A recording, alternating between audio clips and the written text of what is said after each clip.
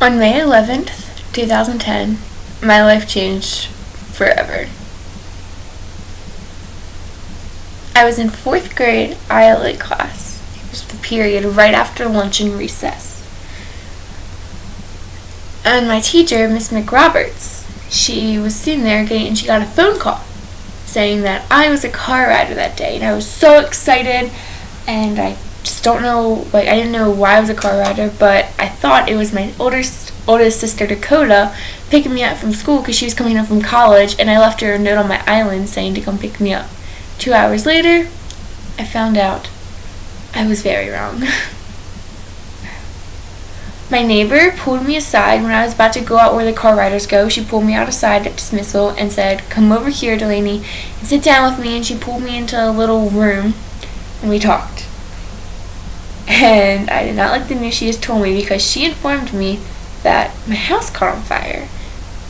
And at that point, I really didn't know, I didn't understand fully, how and, why and, who was in it and how it started. But she told me that the house caught on fire and she didn't know a lot of details. But I asked who was there. It was anyone in the house. And she said that my second oldest sister, Kara, was there inside of it. And so was my dog, Beckham. Yeah. Kara was rushed in an ambulance down to Johns Hopkins because she has had 1st, 2nd, and 3rd degree burns all over her body, and they didn't know how well she was going to do. So she was rushed down to Baltimore.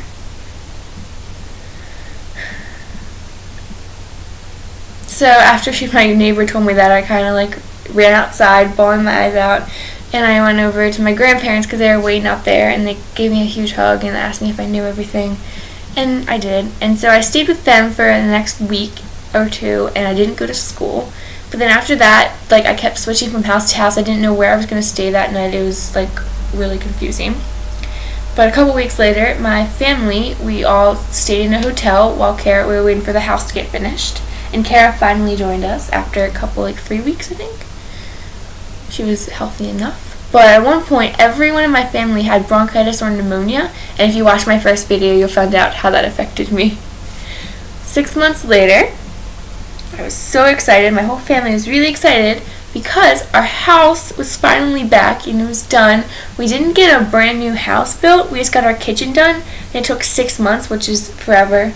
But it was worth it, and because we have an awesome kitchen now. And now, finally, all 6 of us we're under one roof, our own roof forever. And it was awesome.